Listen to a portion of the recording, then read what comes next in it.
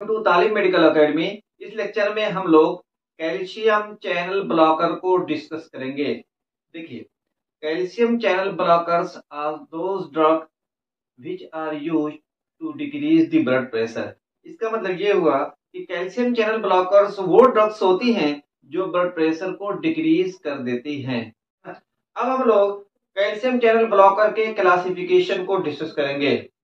देखिए, calcium channel blocker का main दो क्लासिफिकेशन होता है। नंबर 1 हो जाएगा डाईहाइड्रोपाइरिडीन, नंबर 2 हो जाएगा नॉन डाईहाइड्रोपाइरिडीन। अब देखते हैं डाईहाइड्रोपाइरिडीन में कौन सी ड्रग्स होती हैं।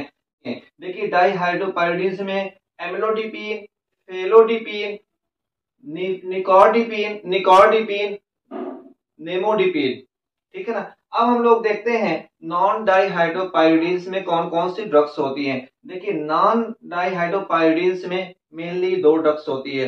नंबर 1 हो जाएगा वेरापामिल, नंबर 2 हो जाएगा डेल्टाइआज़म। ओके, देखिए, डाईहाइड्रोपाइरिडीन्स सिर्फ स्मूथ मसल पर एक्ट करता है, जबकि नॉन डाईहाइड्रोपाइरिडीन्स में वेरापामिल सिर्फ हार्ट मसल पर एक्ट करती है, जबकि नॉन डाईहाइड्रोपाइरिडीन्स में डेल्टाइआज़म स्मूथ मसल और हार्ट मसल दोनों पर एक्ट करती है। ठीक है, ओके। अब हम लोग कैल्शियम चैनल ब्लॉकर के मैकेनिज्म ऑफ एक्शन को डिस्कस करेंगे। देखिए, कैल्शियम चैनल ब्लॉकर की मैकेनिज्म ऑफ एक्शन को डिस्कस करने से पहले कुछ इंपॉर्टेंट फिजियोलॉजी को समझ लेते हैं। उसके बाद आसानी से हम लोग कैल्शियम चैनल ब्लॉकर की मैकेनिज्म ऑफ एक्शन को समझ जाएंगे। देखते हैं वो इंपॉर्टेंट फिजियोलॉजी क्या है। यह हमारी ब्लड वेसल्स हैं, ये हमारी ब्लड वेसल्स की स्मूथ मसल सेल्स हैं। ये कैल्शियम चैनल है जो कि ब्लड वेसल्स की स्मूथ मसल सेल्स पर प्रेजेंट है। ठीक है ना। अब देखिए, ये स्मूथ मसल सेल्स के अंदर क्या है, सार्कोप्लाज्मिक रेटिकुलम। इस सार्कोप्लाज्मिक रेटिकुलम के अंदर कैल्शियम स्टोर होते हैं। इस सार्कोप्लाज्मिक रेटिकुलम की मेम्ब्रेन पर ये रियानोडिन रिसेप्टर्स हैं। ठीक है ना। ये देखिए, स्मूथ मसल सेल्स के अंदर प्रोटीन्स होती है जिसको बोलते हैं कॉलमोड्यूलिन। ठीक है ना। ये एमएलसी के है जिसको मायोसिन लाइट चैन काइनेज कहते हैं। ये एमएलसी है जिसको मायोसिन लाइट चैन कहते हैं। कैल्शियम कैल्शियम चैनल के थ्रू ब्लड वेसल्स की स्मूथ मसल सेल के अंदर इंटर करता है। ठीक है ना। देखिए, जैसे ही कैल्शियम ब्लड वेसल की स्मूथ मसल सेल के अंदर इंटर करता है तो ब्लड वेसल की स्मूथ मसल सेल के अंदर सार्कोप्लाज्मिक रेटिकुलम पर रेयानोडिन रिसेप्टर से बाइंड करता है। जब ये कैल्शियम सार्कोप्लाज्मिक रेटिकुलम पर जो रेयानोडिन रिसेप्टर है उससे बाइंड करेगा तो ये सार्कोप्लाज्मिक रेटिकुलम कैल्शियम को रिलीज करेगा। तो कैल्शियम इस कॉलमोड्यूलिन प्रोटीन के साथ कॉम्प्लेक्स बना लेगा। देखिए, जब कैल्शियम और कॉलमोड्यूलिन का कॉम्प्लेक्स बनेगा तो calcium calmodulin myosin light chain kinase को जो कि इनएक्टिव रहती है उसको एक्टिवेट कर देगा। देखिए, अब मायोसिन लाइट चैन काइनेज जिसको शॉर्ट में एमएलसी के कहते हैं, अब एमएलसी के या myosin light chain kinase activate हो गई। ठीक है ना। जब एमएलसी के या myosin light chain kinase enzyme activate हो जाएगी तो myosin light chain kinase myosin light चैन को फास्फोराइलेट कर देगी। तो जिसकी वजह से एक्टिन और मायोसिन एक दूसरे से के ऊपर ओवरलैप करती है। जब एक्टिन और मायोसिन एक दूसरे के ऊपर ओवरलैप करती है तो स्मूथ मसल कांटेक्ट करती है। ओके, जब स्मूथ मसल कांटेक्ट करती है तो वैसो कॉन्स्ट्रिक्शन होता है। इसका मतलब कि जब स्मूथ मसल कांटेक्ट करती है तो ब्लड वेसल्स भी कांटेक्ट कर जाएगी। जब ब्लड वेसल्स कांटेक्ट कर जाएगी तो ब्लड वेसल का डायामीटर नैरो हो जाएगा। जब ब्लड वेसल का डायामीटर नैरो हो जाएगा तो टोटल पेरिफेरल रेजिस्टेंस इंक्रीज कर जाएगा। जब टोटल पेरिफेरल रेजिस्टेंस इंक्रीज हो जाएगा तो ब्लड प्रेशर इंक्रीज हो जाएगा।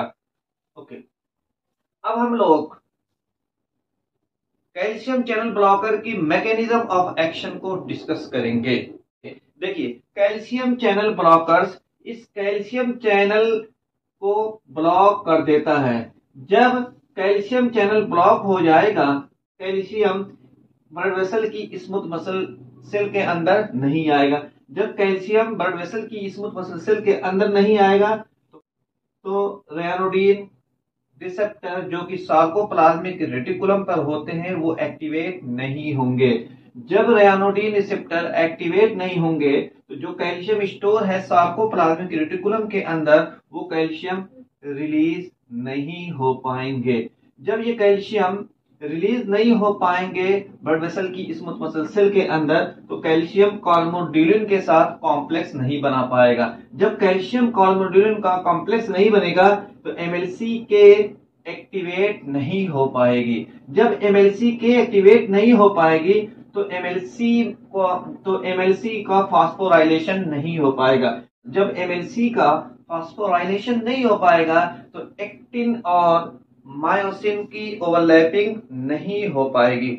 जब एक्टिन और मायोसिन की ओवरलैपिंग नहीं हो पाएगी तो ब्लड वेसल की स्मूथ मसल का कॉन्ट्रैक्शन नहीं होगा। इसका मतलब कि ब्लड वेसल की स्मूथ मसल रिलैक्स हो जाएगी। जब ब्लड वेसल की स्मूथ मसल रिलैक्स हो जाएगी तो ब्लड वेसल भी रिलैक्स हो जाएगी। इसका मतलब ब्लड वेसल क्या कर जाएगी, डायलेट कर जाएगी। जब ब्लड वेसल डायलेट करेगी तो ब्लड वेसल का डायमीटर इंक्रीज हो जाएगा। जब ब्लड वेसल का डायमीटर इंक्रीज हो जाएगा तो टोटल पेरिफेरल रेजिस्टेंस डिक्रीज हो जाएगा। जब टोटल पेरिफेरल रेजिस्टेंस डिक्रीज हो जाएगा तो ब्लड प्रेशर भी डिक्रीज हो जाएगा, या कह सकते हैं ब्लड प्रेशर कम हो जाएगा। ये थी हमारी कैल्शियम चैनल ब्लॉकर की मैकेनिज्म ऑफ एक्शन। स्पेशली ये हमारे डाइहाइड्रोपायरिडीन की जो ड्रग्स होती है उनकी मैकेनिज्म ऑफ एक्शन थी।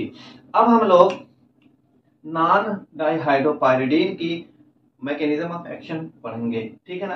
वेरापामिल, देखिए सबसे पहले देखते हैं वेरापामिल की क्या मैकेनिज्म एक्शन होती है। देखिए वेरापामिल सिर्फ हार्ट मसल पर एक्ट करती है। अब हम लोग नॉन डाइहाइड्रोपायरिडीन की जो ड्रग्स वेरापामिल है उसकी मैकेनिज्म ऑफ एक्शन को डिस्कस करेंगे। ये देखिए हमारा क्या हार्ट है, ये हार्ट है, ये देखिए हार्ट मसल पे कैल्शियम चैनल है, ठीक है ना। अब देखिए ये वेरापामिल इस हार्ट मसल पे जो कैल्शियम चैनल होता है उसको ब्लॉक कर देगा।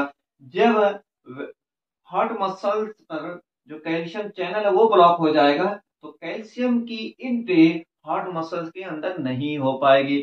जब कैल्शियम की एंट्री हार्ट मसल्स के अंदर नहीं हो पाएगी तो हमारी हार्ट मसल का कंट्रैक्शन कम हो जाएगा। जब हमारी हार्ट मसल का कंट्रैक्शन कम हो जाएगा तो हार्ट रेट कम हो जाएगा।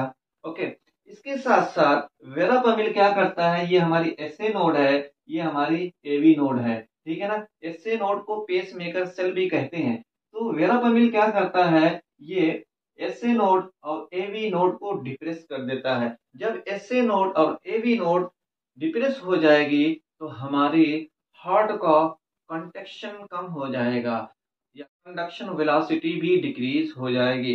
अब हम लोग कैल्शियम चैनल ब्लॉकर के एडवर्स इफेक्ट को डिस्कस करेंगे।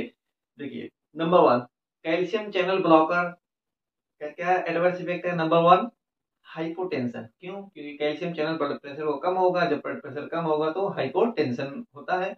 Next adverse effect bradycardia. Bradycardia क्यों एडवर्स इफेक्ट होगा? क्योंकि ये हार्ट रेट को कम हो जाएगा। जब हार्ट रेट कम होता है तो उसको क्या बोलते हैं, ब्रेडिकार्डिया। Next dizziness. अब हम लोग कैल्शियम चैनल ब्लॉकर के यूजेस के बारे में डिस्कस करेंगे। देखिए कैल्शियम चैनल ब्लॉकर्स क्या करता है, ब्लड प्रेशर को कम करता है या डिक्रीज करता है। तो इसका सबसे पहला यूज होता है कैल्शियम चैनल ब्लॉकर का, इसका यूज होता है ब्लड प्रेशर को कम करने में, या कह सकते हैं कि हाइपरटेंशन में यूज होता है।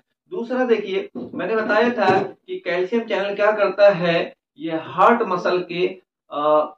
मसल के कंट्रैक्शन को कम कर देगा। जब हार्ट मसल कंट्रैक्शन कम होगा तो हमारा हार्ट रेट कम होगा। जब हार्ट रेट कम होगा तो इसका यूज कहाँ पे, कार्डियक एरिथमिया में भी किया जाता है, क्योंकि ये हार्ट रेट को कम कर देता है। चैनल ब्लॉकर का नेक्स्ट यूज है कि कैल्शियम चैनल ब्लॉकर एंजाइना में यूज किया जाता है।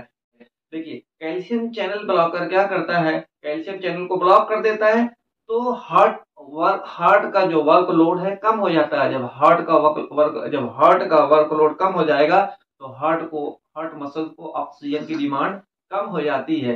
तो इसलिए हम कह सकते हैं कि कैल्शियम चैनल ब्लॉकर का यूज एंजाइना पेक्टोरिस में किया जाता है।